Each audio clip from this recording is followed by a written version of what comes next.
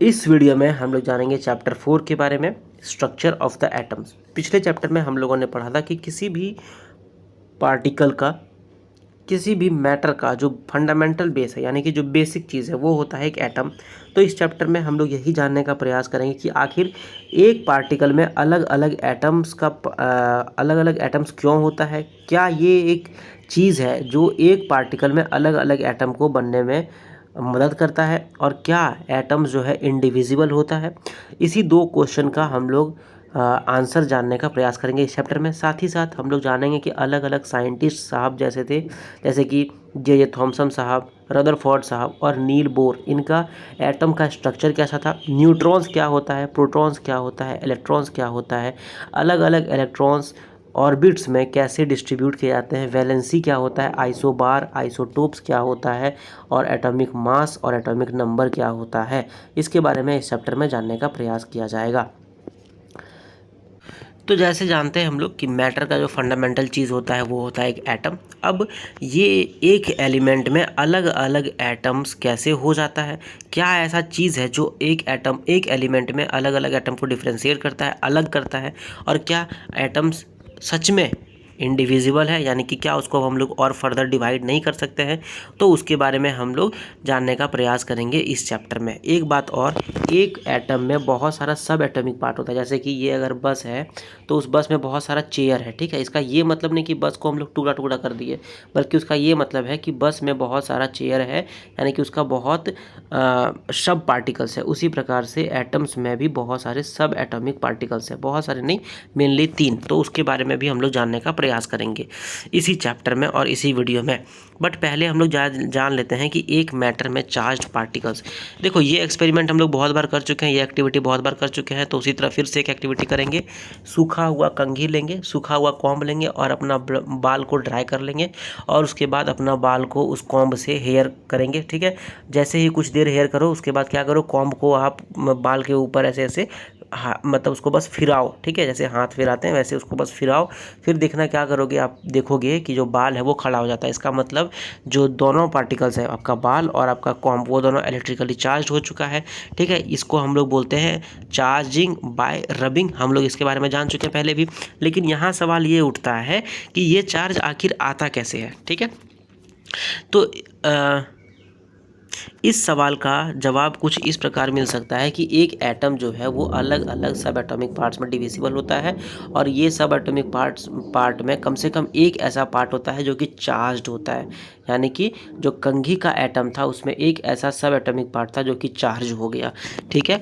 और वो charge particle जो है वो आखिर में रब करने से हेयर में आ गया, और फिर दोनों चार्ज्ड हो गया, और इसलिए हेयर जो है वो खड़ा हो जाता है। अब बहुत सारे साइंटिस्ट इसको रिवील करने में लग गए कि आखिर एटम में चार्ज्ड पार्टिकल क्या है, कैसे उसको हम लोग बताएं दुनिया को।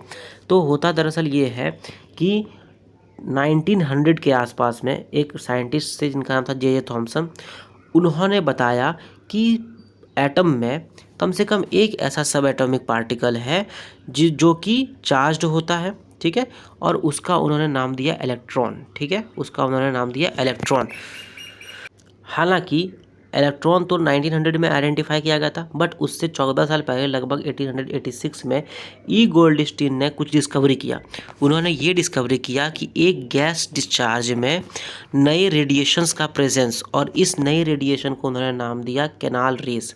अब ये रेज जो थे वो काफ़ी ज़्यादा पॉजिटिवली चार्ज रेडिएशन थे। मतलब जो कैनाल रेज था ये क्या था, पहले ये नया रेडिएशन था। अब ये जो नया रेडिएशन था ये चार्ज रेडिएशन था। और जब उन्होंने ये बताया गोल्डस्टीन साहब ने कि ये चार्ज रेडिएशन है, तो इस चार्ज रेडिएशन को ले करके, जैसे चेन ऑफ इवेंट बोलते हैं ना, चेन ऑफ की इसके बाद वो हुआ, इसके बाद वो हुआ, तो उसी प्रकार से जब चार्ज रेडिएशन का बात हुआ तो ये आगे बढ़ के इस डिस्कवरी पर आया कि एटम में सब एटॉमिक पार्टिकल होता है, और उस सब एटॉमिक पार्टिकल में भी एक चार्ज होता है, और उसका उतना ही चार्ज होता है जितना गोल्डस्टीन साहब, जे थॉमसन साहब ने इलेक्ट्रॉन के बारे में बताया था कि इलेक्ट्रॉन में उतना ही चार्ज होगा जितना इस चार्ज सब एटॉमिक पार्टिकल में होगा, ठीक है। अब इलेक्ट्रॉन में अगर पॉजिटिव है तो उसमें नेगेटिव होगा, या इलेक्ट्रॉन में अगर नेगेटिव है तो उसमें पॉजिटिव होगा, यानी कि अपोजिट साइन होगा, ठीक है। अब ये जो नया वाला पार्टिकल था, यानी कि जो हमारा सब एटॉमिक पार्टिकल था, ये जो रेडिएशन वाला पार्टिकल, इसका जो मास होगा वो लगभग 2000 टाइम्स ज़्यादा होगा इलेक्ट्रॉन का, जो जे थॉमसन साहब ने डिस्कवर किया था। तो इसको इलेक्ट्रॉन को बुलाया जाता है, ऐसे रिप्रेजेंट करते हैं मेनली ई नेगेटिव, और ये जो था इसको बोला गया प्रोटॉन, प्रोटॉन को पी प्लस, ऐसे। अब इससे आप समझ सकते हो कि इलेक्ट्रॉन जो है वो नेगेटिव चार्ज होता है, प्रोटॉन जो है वो पॉजिटिव चार्ज होता है। अब प्रोटॉन का जो मास होता है उसको 1 यूनिट बोलते हैं, और उसका जो चार्ज होता है वो +1, यानी कि वो पॉजिटिवली चार्ज है, यानी कि वो पॉजिटिव चार्ज है। वहीं इलेक्ट्रॉन जो है उसका मास लगभग नेग्लिजिबल, बहुत कम, ठीक है, एकदम ना के बराबर, और उसका चार्ज, इलेक्ट्रॉन का जो चार्ज है वो -1 है। तो जैसे हम लोगों ने देखा कि मैग्नीट्यूड जो था उसका सेम था और साइन जो था वो अपोजिट था, ठीक है। अब ये माना जाता है कि एटम जो है वो प्रोटॉन और इलेक्ट्रॉन का कॉम्बिनेशन है, और दोनों एक दूसरे को बैलेंस किए हुए, यानी कि अगर 5 इलेक्ट्रॉन है तो 5 न्यू प्रोटॉन भी होगा, तो जितना माइनस उतना प्लस, तो एक दोनों को जो है वो बैलेंस करके रखे, ठीक है। ये भी लगा कि जो इलेक्ट्रॉन्स है वो एटम में कहीं पर भी घूम रहा है, बट जो प्रोटॉन है वो इंटीरियर ऑफ द एटम में, यानी कि अगर ये एटम है, ठीक है, तो यहाँ पर जो है वो प्रोटॉन है और इलेक्ट्रॉन कहीं पर भी हो सकता है, इधर इधर इधर कहीं पर भी, ठीक है। तो ये ऐसा लगा, अपीयर हुआ। अब एक बड़ा क्वेश्चन ये था कि आखिर कौन सा टाइप का स्ट्रक्चर है, ये कौन बताएगा? क्या वो सर्कल है, सॉरी, क्या वो सर्कल है, क्या वो स्क्वायर है, क्या वो रेक्टेंगल है, क्या वो ट्रायंगल है, ठीक है। इस प्रकार का कौन सा स्ट्रक्चर है वो कौन बताएगा? तो अब हम लोग समझते हैं कि एटम का स्ट्रक्चर के बारे में क्या माथापच्ची हुआ, और क्या साइंटिस्ट लोगों ने उसके बारे में अपना अपना मत दिया, अपना अपना पॉस्टुलेशंस दिया। देखो, अभी हम लोगों के पास 2 क्वेश्चन आ गया। पहला क्वेश्चन ये है कि कैनाल रेस क्या था, और दूसरा क्वेश्चन है if an atom contains 1 electron and 1 proton. तो अगर एक एटम के पास 1 इलेक्ट्रॉन है और 1 प्रोटॉन है तो क्या वो चार्ज्ड होगा, हाँ या ना, कमेंट में बताओ। और कैनाल रेस क्या है ये भी कमेंट में बताओ, ठीक है। अब हम लोग समझते हैं स्ट्रक्चर ऑफ एन एटम। देखो, क्लास 3 चैप्टर 3 में हम लोगों ने जाना कि डाल्टन साहब का एटॉमिक थ्योरी के बारे में। उन्होंने ये बताया कि एटम जो है वो इंडिविजुअल होता है और इंडिस्ट्रक्टिबल होता है, लेकिन उसका स्ट्रक्चर कौन बताएगा? ठीक है, आपने बता दिया इंडिविजिबल है या इंडिस्ट्रक्टिबल है और इंडिस्ट्रक्टिबल है, तो उसका स्ट्रक्चर कौन बताएगा? तो उस स्ट्रक्चर के लिए कुछ कुछ साइंटिस्ट लोग आगे आए, और बहुत सारे साइंटिस्ट आगे आए, बट हम लोग इस चैप्टर में 3 साइंटिस्ट के बारे में जानेंगे जिन्होंने स्ट्रक्चर ऑफ एन एटम बताने का प्रयास किया। पहला था थॉमसन साहब। थॉमसन साहब ने जो मॉडल था उनका एटम का, वो एक क्रिसमस पुडिंग, या फिर हम अगर हिंदी भाषी है तो हमारे लिए आप समझ लो कि एक खरबूजे की तरह था, ठीक है। इस खरबूजे में देखो, खरबूजे में क्या होता है, पूरा एरिया लाल रहता है, ठीक है, इस प्रकार से पूरा एरिया, और बीच बीच में बीज रहता है, यानी कि उसका सीड्स रहता है काला काला, ठीक है। तो आप ऐसा समझ लो, जे थॉमसन साहब ने ये बताया कि ये जो खरबूजा है, ये जो तरबूज है, ठीक है, इसमें जो एरिया लाल है वो पॉजिटिव स्फीयर हो गया। पहले तो वो जो खरबूजा है वो पॉजिटिव स्फीयर है। अब जो इलेक्ट्रॉन, जो काला काला बीज है, ठीक है, जो अलग अलग जगह पर पड़ा हुआ है, वो इलेक्ट्रॉन है, और जो पूरा लाल एरिया है वो प्रोटॉन है, ठीक है। तो इस एग्जाम्पल से, इस पोस्टुलेशन से हम लोग ये समझ सकते हैं कि थॉमसन साहब ने ये प्रपोज किया कि एक atom mainly positively charge sphere का रहता है, और उसमें इलेक्ट्रॉन्स जो है वो अलग अलग जगह पर एम्बेडेड रहता है, मतलब कि घुसा हुआ रहता है, ठीक है। नेगेटिव और पॉजिटिव चार्ज जो है वो इक्वल होता है मैग्नीट्यूड में, इसलिए एटम जो है वो इलेक्ट्रिकली न्यूट्रल है, यानी कि अगर 5 पॉजिटिव चार्ज है तो 5 नेगेटिव चार्ज भी होगा, इसलिए इलेक्ट्रिकली जो एटम है वो न्यूट्रल होता है। तो थॉमसन साहब ने अपना ये कहानी बताया। तो थॉमसन साहब ने ये तो बोल दिया कि ठीक है, एटम जो है वो न्यूट्रल है, लेकिन अलग अलग साइंटिस्ट लोगों ने जब इसके बारे में एक्सपेरिमेंट करना स्टार्ट किया तो इस मॉडल पे उन लोगों को सफलता नहीं मिला, जैसे कि हम लोग देख सकते हैं आगे आने वाले स्लाइड्स में या आगे आने वाले वीडियो के पार्ट में। तो अगला जो मॉडल है वो है रदरफोर्ड साहब का मॉडल। अर्नेस्ट रदरफोर्ड इनका नाम था, ई रदरफोर्ड आप कह सकते हो शॉर्ट में। तो ई रदरफोर्ड जो है उनको इंटरेस्ट था ये जानने में कि आखिर एक एटम में इलेक्ट्रॉन्स कैसे अरेंज्ड रहता है। तो रदरफोर्ड साहब ने एक अपना एक्सपेरिमेंट डिज़ाइन किया खुद से। इस एक्सपेरिमेंट में उन्होंने लिया फास्ट मूविंग अल्फ़ा पार्टिकल्स, ठीक है, जो कि बहुत उसका वेवलेंथ उसका काफ़ी ज़्यादा रहता है, ठीक है। तो उन्होंने फिर अपने लिए एक गोल्ड फॉयल का, देखो गोल्ड फॉयल में हम लोगों ने जाना था पहले ही एटम्स में, सॉरी मेटल्स में, कि मेटल्स जो है वो लंबे लंबे सीट्स में उसको हम लोग बना सकते हैं, मिलिएबल होता है बहुत ज़्यादा। तो गोल्ड जो है वो सबसे ज़्यादा मिलिएबल होता है, ठीक है। गोल्ड को हम लोग इतना पतला कर सकते हैं कि लगभग 1000 एटम थिक वो बन जाए, इतना पतला कर सकते हैं। अल्फ़ा पार्टिकल को क्यों चुना गया? क्योंकि वो डबली चार्ज्ड हीलियम आयंस का था, ठीक है। उनका मास यूनिट 4 यूनिट का था, उनका जो मास था, यानी कि जो अल्फ़ा पार्टिकल का मास था वो 4 यूनिट का था। और फास्ट मूविंग अल्फ़ा पार्टिकल में बहुत ज़्यादा एनर्जी होता है, इसलिए अल्फ़ा पार्टिकल उन्होंने चुना। और गोल्ड फॉयल लगभग 1000 एटम के बराबर का होता है थिन, इसलिए उन्होंने गोल्ड फॉयल को चुना, ठीक है। अब उन्होंने ये सोचा कि अल्फ़ा पार्टिकल्स जो है वो डिफ्लेक्ट हो जाएगा गोल्ड एटम से, ठीक है, क्योंकि उसमें सब एटॉमिक पार्टिकल है।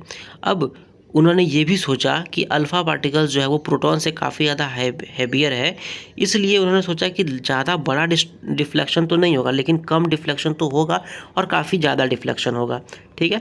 लेकिन जब अल्फ़ा पार्टिकल स्कैटरिंग एक्सपेरिमेंट ख़त्म हुआ तो उन्होंने जब रिज़ल्ट को देखा तो वो चौंक गए, क्योंकि मैक्सिमम जो मोस्ट ऑफ द जो फास्ट मूविंग अल्फ़ा पार्टिकल था वो गोल्ड फॉयल से सीधा निकल गया। ये देखो, ये अल्फ़ा पार्टिकल्स गया, वो एकदम सीधा निकल गया बिना डिफ्लेक्ट हुए, ये भी बिना डिफ्लेक्ट हुए, ये भी बिना डिफ्लेक्ट हुए, ठीक है।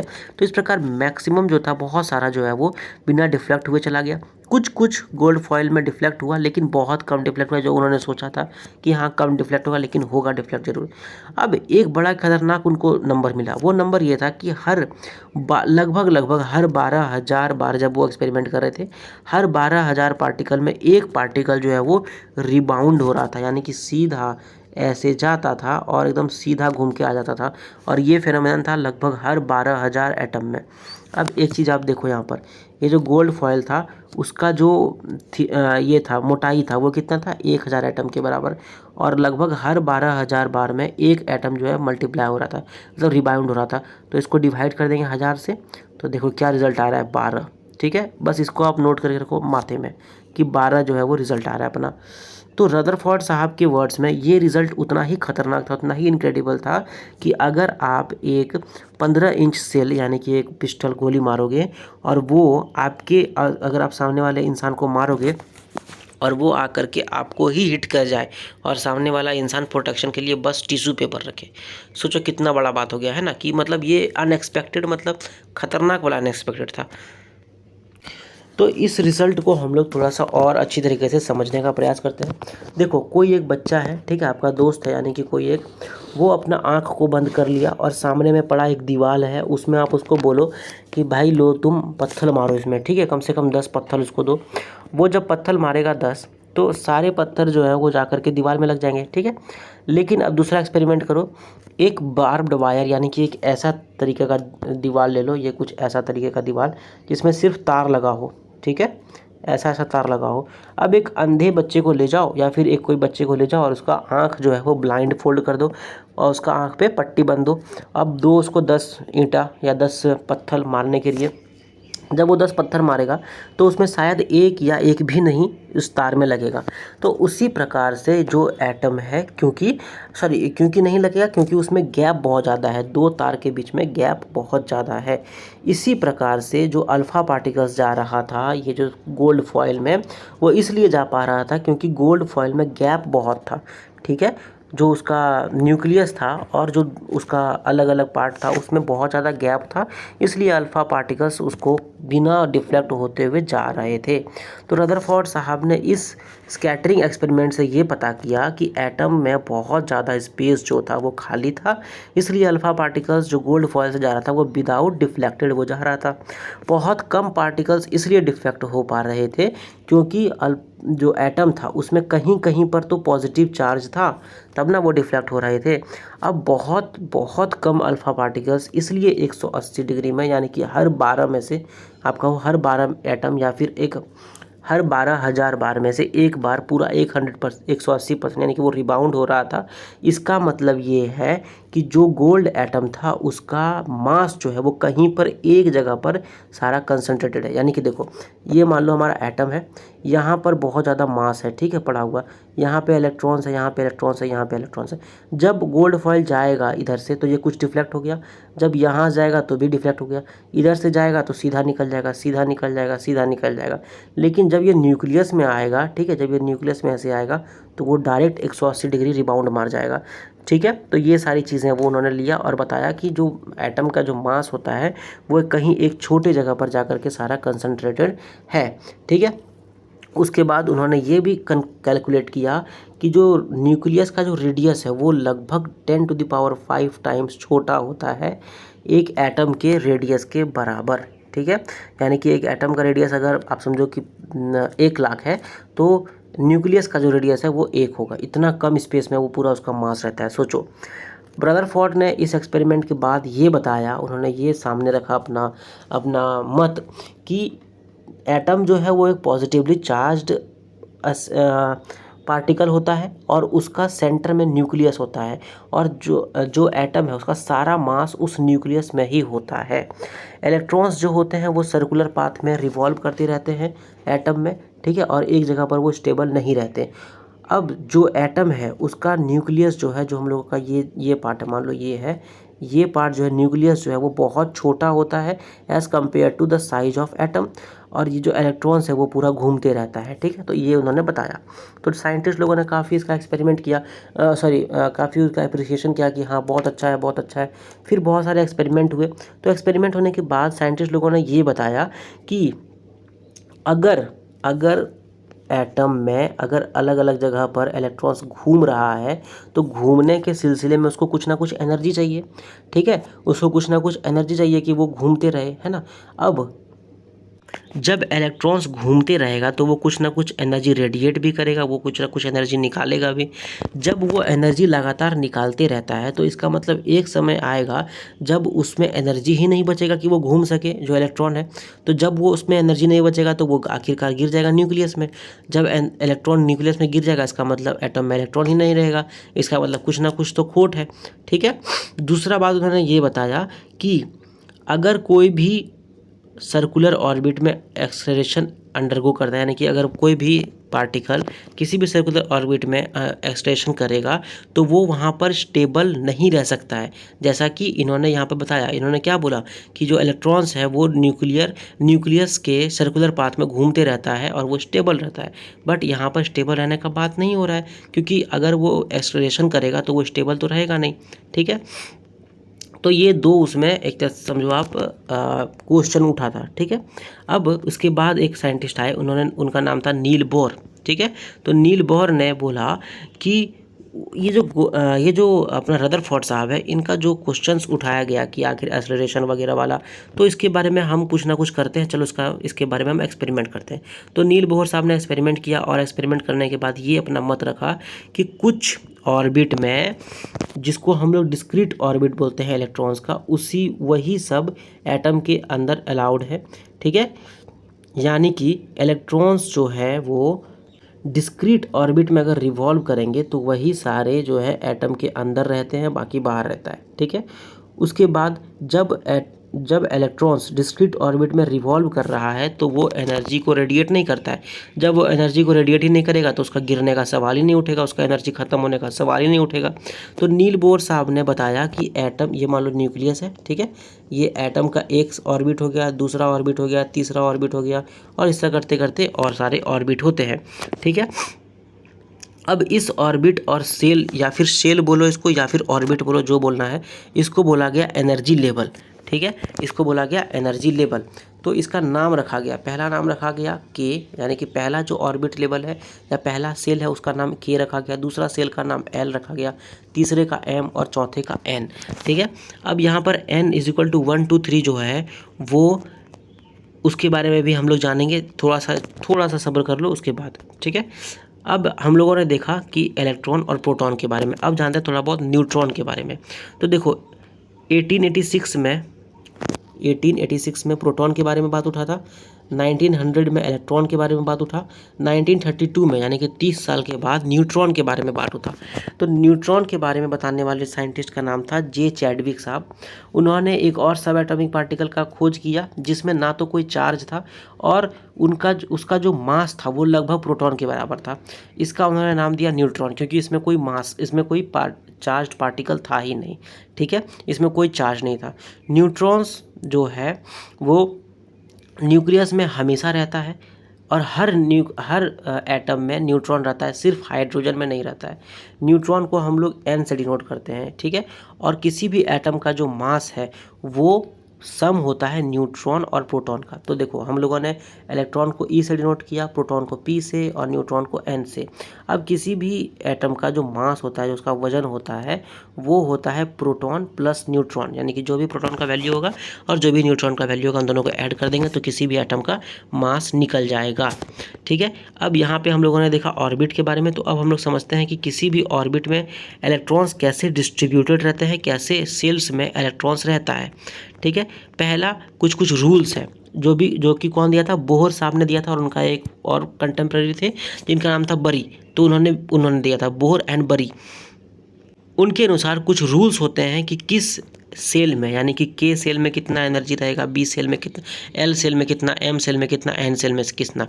तो सबसे पहला है कि maximum number of electrons present in cell is given by the formula 2n², यानी कि एक सेल में कितना इलेक्ट्रॉन रहेगा, एक एनर्जी सेल या एक एनर्जी ऑर्बिट में कितना इलेक्ट्रॉन रहेगा, उसका फॉर्मूला होता है। वो फॉर्मूला है 2n²। अब यहाँ पर के सेल में n 1 है तो इलेक्ट्रॉन कितना रहेगा, 2 × 1 का स्क्वायर यानी कि 2। एल सेल में n = 2 है तो इलेक्ट्रॉन कितना रहेगा, 2 × 2 का होल स्क्वायर यानी कि 4 × 2 = 8। एम सेल में कितना रहेगा, 3 का स्क्वायर यानी कि 9 × 2 = 18।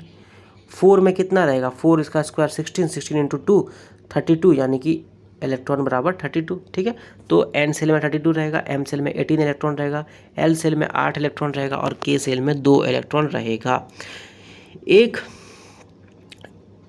एक आउटर मोस्ट ऑर्बिट में मैक्सिमम नंबर ऑफ इलेक्ट्रॉन जो है वो 8 रह सकता है। अब देखो आउटर मोस्ट ऑर्बिट में मैक्सिमम नंबर ऑफ इलेक्ट्रॉन्स जो हो सकता है वो 8 होगा। और एक बार जब पहला, जैसे कि यहाँ के सेल है, ठीक है, के एल एम एन सेल है, तो जब के सेल फुल होगा फिर एल सेल पे जाएंगे, फिर एल सेल जब फुल होगा फिर एम सेल पे जाएंगे, जब एम सेल फुल होगा तो एन सेल पे जाएंगे। इस प्रकार से यहाँ पर काम करता है। अब देखो पहला 18 एलिमेंट्स जो है वो कुछ इस प्रकार होता है, यानी कि पहला है हाइड्रोजन, फिर helium, lithium, beryllium, boron, carbon, nitrogen, oxygen, fluorine, neon. तो एटॉमिक नंबर कुछ इस प्रकार है। मान लो कि हमारा पहले देखो हाइड्रोजन 1 है तो पहला नियम क्या था कि स्टार्टिंग में ये तो इसका न्यूक्लियस हो गया, ठीक है, ये इसका न्यूक्लियस हो गया, पहला सेल यहाँ दे दिया गया, पहला इलेक्ट्रॉन यहाँ दे दिया गया। अब हीलियम है, हीलियम में 2 इलेक्ट्रॉन होता है तो पहला ये।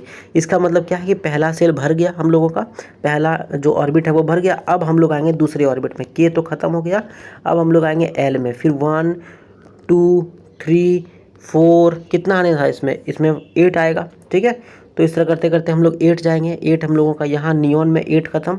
तो देखो यहाँ पे पहला सेल में कितना है, 1 और 2 आपका 2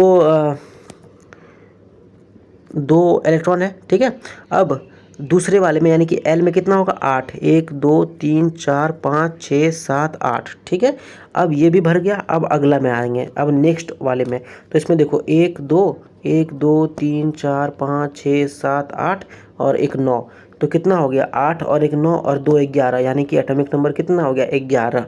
ठीक है, उसी प्रकार इसका समझें तो 1 2 3 और 8 और 2 10 और प्लस 3 यानी कि 13, तो एटॉमिक नंबर कितना हो गया, 13। इसी प्रकार से अब आपसे एक क्वेश्चन है कि के और एल पूरा फुल हो गया तो total number of electrons atom में कितना होगा, बताओ कमेंट में।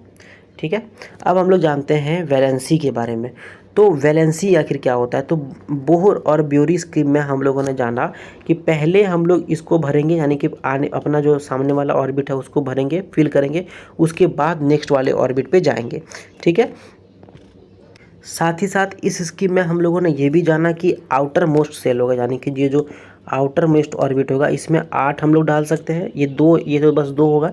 इसके बाद वाले में 8 इलेक्ट्रॉन्स जाएगा, इसके बाद वाले में 8 इलेक्ट्रॉन्स जाएगा, ठीक है। अब जिसका भी जो सेल है वो पूरा पूरी भरा हो जाएगा, मतलब फुल हो जाएगा, वो सबसे कम रिएक्टिविटी शो करेगा, वो सबसे कम केमिकल एक्टिविटी शो करेगा। जैसे कि ये देखो, ये नियॉन है, इसका सारा जो इलेक्ट्रॉन्स था वो फुल हो गया, ठीक है। आर्गन है, इसका भी सारा जो इलेक्ट्रॉन्स है वो फुल हो गया। तो ये सब जो है वो केमिकल एक्टिविटी बहुत ज़्यादा कम शो करेगा या एकदम ना के बराबर शो करेगा। इसलिए इसको जो ऐड करने वाला जो कैपेसिटी है, जिसको हम लोग वैलेंसी बोलते हैं, वो 0 होगा। वैलेंसी यानी कि ऐड करने का कैपेसिटी या फिर कंबाइनिंग कैपेसिटी। तो कंबाइनिंग कैपेसिटी बोलो या वैलेंसी बोलो, वो होता है कि वो कितना तेज़ी से रिएक्ट कर सकता है दूसरे एटम के साथ, ठीक है। और वो अपना जो ऑर्बिट है वो कैसे अपना ऑर्बिट को वो भर सकता है, यानी कि फुल कर सकता है। तो आउटर मोस्ट सेल में जिसमें 8 इलेक्ट्रॉन्स होता है उसको हम लोग बोलते हैं ऑक्टेट। ऑक्टेट एक लैटिन वर्ड होता है 8 का, ठीक है। तो ऑक्टेट हो गया। अब एटम्स जो कि रिएक्ट करेगा अपना ऑक्टेट पूरा करने के लिए यानी अपना 8 इलेक्ट्रॉन्स पूरा करने के लिए, वो या तो शेयर करके कर सकता है या फिर गेन करके या लूज़ करके। जैसे देखो, हमारा सोडियम था, सोडियम कितना है, सोडियम 11 है, ठीक है। यानी कि पहला वाला में 2 होगा, दूसरे वाले में 8 होगा, तो 10 हो गया। अब इसके पास एक एक्स्ट्रा है, ठीक है। अब ये एक एक्स्ट्रा मान लो आप नाइट्रोजन के साथ में, नाइट्रोजन में 2 और 5 नहीं, 2 और 7 9, फ्लोरीन के साथ में ले लो, 2 और 7 हो गया। यानी कि उसके पास एक इलेक्ट्रॉन की कमी है और सोडियम के पास एक इलेक्ट्रॉन ज़्यादा है। तो वो क्या करेगा, इसके साथ में शेयर कर लेगा, यानी कि एक इलेक्ट्रॉन इसको दे देगा।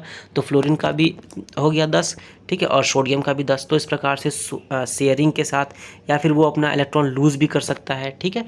या फिर क्लोरीन जो है, क्लोरीन के पास मान लो 17 है, ठीक है। तो 17 यानी कि 2 + 8 10 और +7, और इसको चाहिए था कितना, 8 चाहिए था, यानी कि एक इसको कमी पड़ रहा है। अब एक के लिए किसके पास जाएगा, मान लो सोडियम है यहाँ पर, सोडियम के पास एक एक्स्ट्रा है, इसके पास एक कम है, तो ये दोनों शेयर कर लिया। क्लोरीन इससे ले लिया और जो सोडियम है इसको दे दिया, ठीक है। इस प्रकार से शेयरिंग के थ्रू, लूजिंग के थ्रू या गेनिंग के थ्रू ये सब अपना ऑक्टेट पूरा कर लेता है।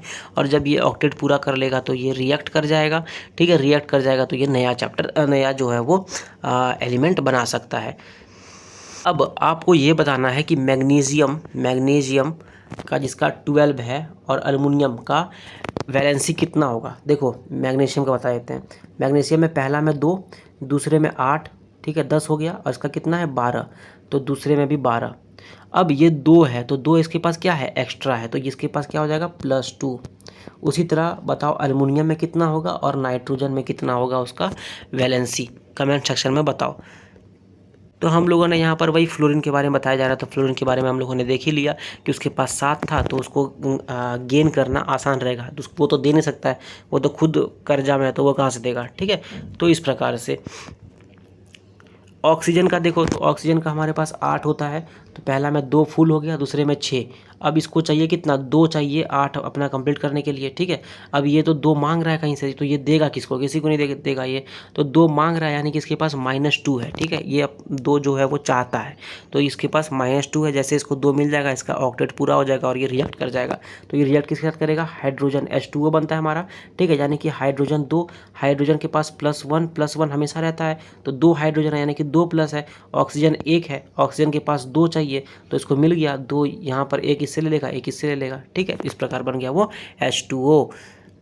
तो उसी प्रकार से हम लोग ये बोल सकते हैं कि an atom of each element has a different combining capacity. Different combining capacity को बोलते हैं हम लोग वैलेंसी। किसी भी एटम का, किसी भी एलिमेंट के एटम का जो डिफरेंट कंबाइनिंग कैपेसिटी होता है उसको हम लोग वैलेंसी बोलते हैं। अब हम लोग समझते हैं एटॉमिक नंबर के बारे में, एटॉमिक मास के बारे में, आइसोटोप आइसोबार के बारे में। पहले जानते हैं एटॉमिक नंबर के बारे में। तो एटॉमिक नंबर हम लोग अभी देख रहे थे, जैसे कि मैग्नीशियम का था 12, ये उसका एटॉमिक नंबर है। एटॉमिक नंबर को हम लोग Z से डिनोट करते हैं, कुछ इस प्रकार से। ये हो गया Z, ये हो गया उसका एटॉमिक नंबर, ठीक है। अब एटॉमिक नंबर जो है वो अलग अलग एलिमेंट का अलग अलग होता है। हर एटम में अलग अलग नंबर ऑफ़ प्रोटॉन्स होता है।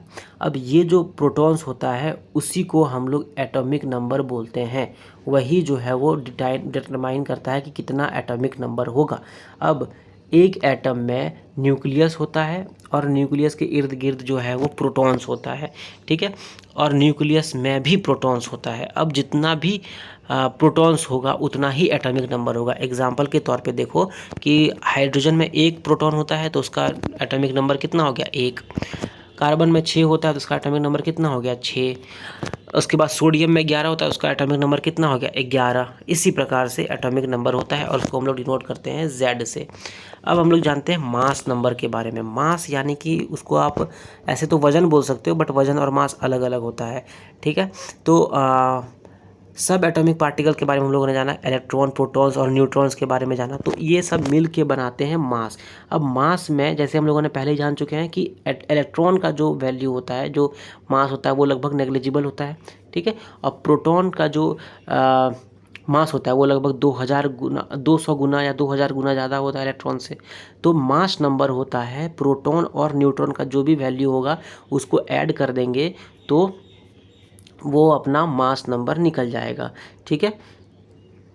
प्रोटॉन और न्यूट्रॉन्स को साथ में जब मिला के बोलेंगे तो उसका नाम देंगे हम लोग न्यूक्लियॉन्स। जैसे कि जय और वीरू, ठीक है, जुरू, उसी प्रकार से प्रोटॉन्स और न्यूट्रॉन्स न्यूक्लियॉन्स। अब किसी भी एटम का मास नंबर डिटरमाइन करता है उसका न्यूक्लियस में, मतलब कितना बड़ा न्यूक्लियस है, कितना ज़्यादा न्यूक्लियस में मास है, वो बताता है कि किसी भी एटम में कितना मास होगा। एग्जाम्पल के तौर पे कार्बन देखो, तो कार्बन का जो मास है वो 12 होता है, क्योंकि इसमें 6 प्रोटॉन्स होता है और 6 न्यूट्रॉन्स होता है, ठीक है। 6 प्रोटॉन्स होता है और 6 न्यूट्रॉन्स होता है, इसलिए इसका जो एटॉमिक नंबर है, सॉरी, उसका जो मास नंबर है वो 12 यूनिट है। देखो रदरफोर्ड साहब ने 12,000 बार में बताया था कि एक बार रिबाउंड करता है, और उनका जो एटॉमिक गोल्ड का फॉइल था वो 1000 के बराबर था, ठीक है। यानी कि वो कार्बन वाला जो एटम के बराबर उनका जो है वो रिबाउंड कर रहा था, ठीक है। उसी प्रकार से अगर एल्युमिनियम का बात करो तो एल्युमिनियम में 13 प्रोटॉन्स है और 14 न्यूट्रॉन्स है, तो एटॉमिक नंबर कितना हो गया, 27। अब हम लोग एटॉमिक नंबर को मास नंबर को ए से डिटरमाइन करते हैं, ये। अब मान लो ये हमारा सोडियम है, ठीक है। तो सोडियम का मास नंबर कितना होता है, 23, और एटॉमिक नंबर 11। तो इसमें प्रोटॉन कितना होगा, 11, न्यूट्रॉन कितना होगा, 12, ठीक है। उसी प्रकार से भी हम लोगों ने देखा अल्युमिनियम, तो अल्युमिनियम यहाँ एक्स के जगह पर अल्युमिनियम लिख दो, सिंबल ऑफ एलिमेंट एक्स के जगह पर अल्युमिनियम लिख दिया। ए यानी कि मास नंबर कितना था, 27। एटॉमिक नंबर जेड यानी कि 13। तो इस प्रकार से लिखाया जाता है। अब हम लोग जानते हैं आइसोटोप्स के बारे में और फिर जानेंगे आइसोबार के बारे में। तो देखो हमारे नेचर में, हमारे इन्वायरमेंट में, हमारे धरती पर बहुत ऐसे ऐसे एलिमेंट होते हैं जिसका जो एटॉमिक नंबर है वो तो सेम होगा लेकिन मास नंबर अलग अलग होता है, ठीक है। एग्जांपल के तौर पे हाइड्रोजन ले लो। हाइड्रोजन का जो एटॉमिक नंबर है वो 1 होगा, ठीक है। मास नंबर 1 है, एटॉमिक नंबर भी 1 है।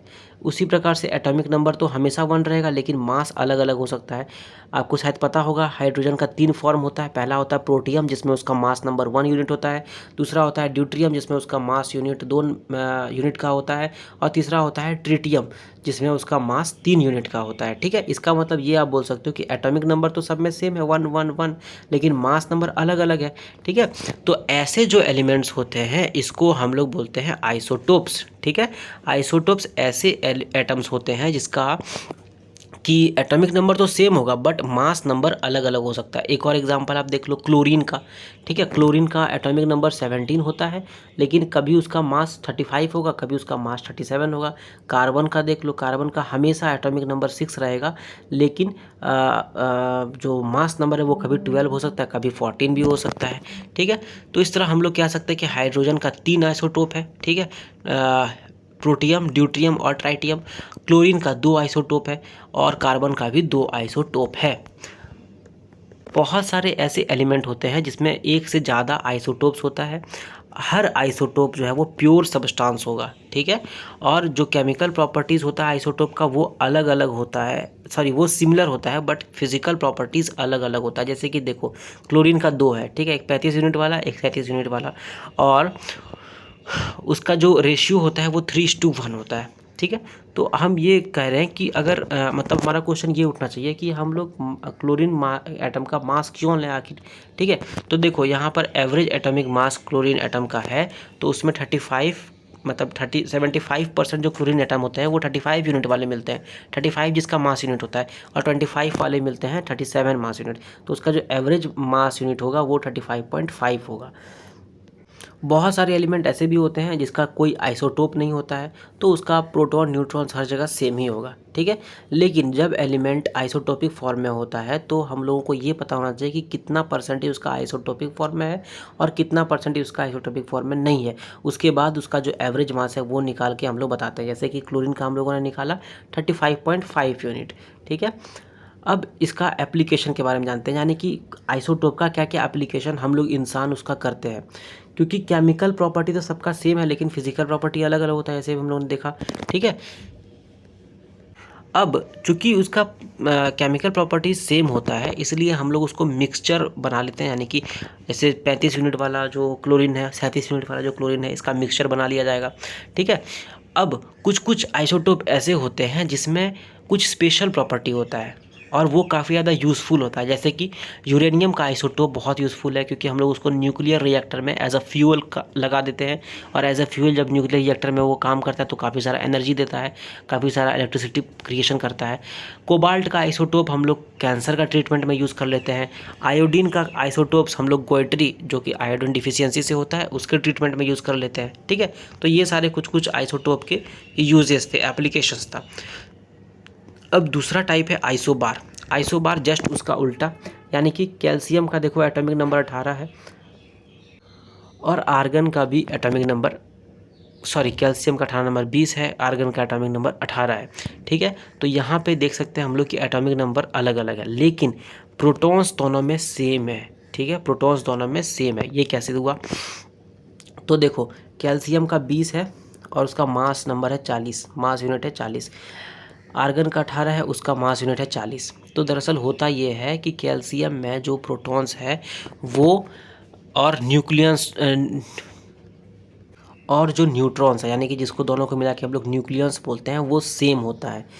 यानी कि कार्बन, कैल्शियम का जिसमें 40 एटॉमिक मास था, और हमारा आर्गन जिसमें भी 40 एटॉमिक मास था, उसका जो न्यूक्लियस था, यानी कि न्यूक्लियस न्यूट्रॉन्स प्लस प्रोटॉन्स का जो वैल्यू था वो बराबर था।